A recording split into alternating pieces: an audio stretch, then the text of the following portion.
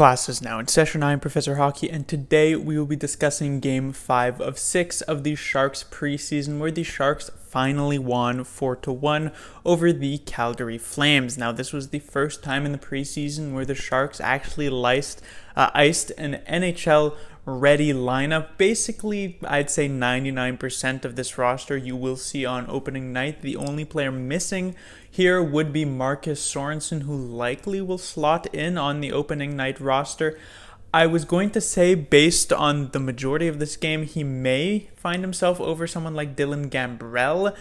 However, Gambrell did end up getting those 2 goals, even if the rest of the game wasn't particularly impressive. And so while Your Taken is a player who I felt like has been more exciting and more apparent than Gambrell, Gambrell does have a bit more structure to his game, which I'm sure DeBoer will value, and so I would not be surprised to see these top 12 forwards with Your Taken having been replaced by Marcus Sorensen, as throughout the majority of this season, it seems like it's going to be 4 duos, being Meyer, Couture, Kane, Hurdle, Sorensen, Thornton, and Carlson Goodrow, and then basically a rotating cast of right-wingers through the 4 lines.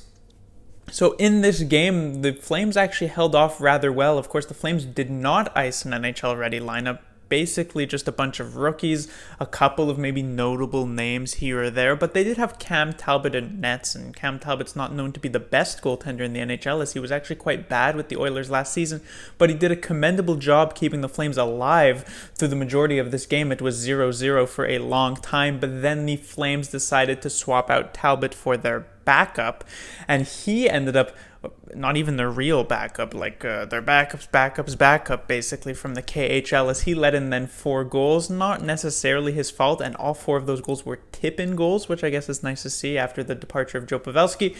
And while the Flames managed to get a goal late, it was a 4-1 Sharks win, a pretty dominant win at that, and I would have been extremely surprised if the Sharks didn't manage to dominate this game with the lineup differences between the two teams.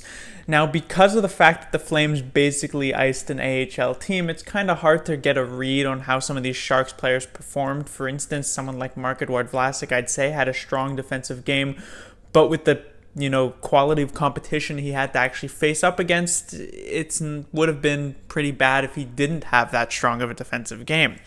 However, taking a look at the first line, Meyer, Couture, and LeBanc, this is the first line that is likely going to go into the season. They actually looked pretty good. Some nice creativity coming from these 3 players. I think LeBanc needs to find a bit more chemistry with Meyer and Couture, so it's nice to see this line together now. I assume they'll also be together for the final preseason game against the Golden Knights, and we'll see how that can grow as we move into the regular season.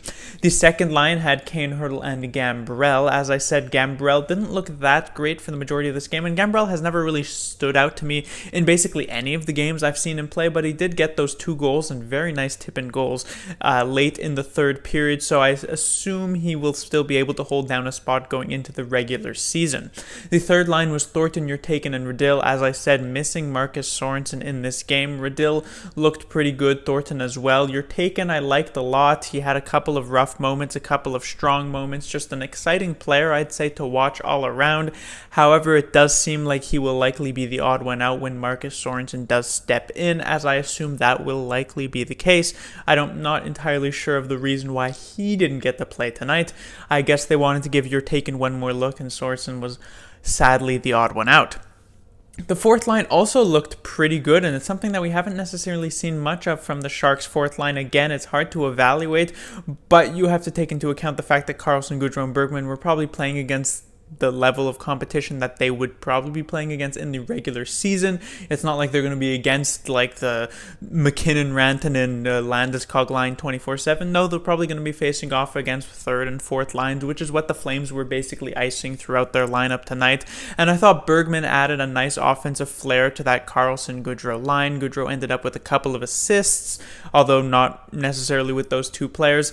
And so it did look pretty well. Now, of course, all 4 of these lines were shuffled as the game went on, as of course Gambrell ended up playing with Goodrow at times, and then you had Redill moving up to play with Kane and Hurdle. I feel like the major line that stayed the same throughout the majority of the game was Meyer, Couture, and LeBanc, which is probably a smart choice from DeBoer to keep them together.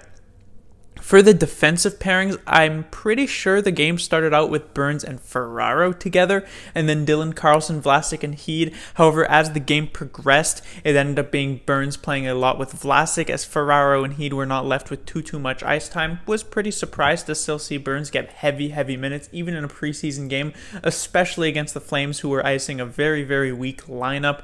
However, I guess maybe it's just in Burns' blood to play that many minutes, and he looked quite strong. Erik Karlsson, his first preseason game here in game 5 of 6, so he certainly waited close to the last minute to get one in, and he looked quite strong.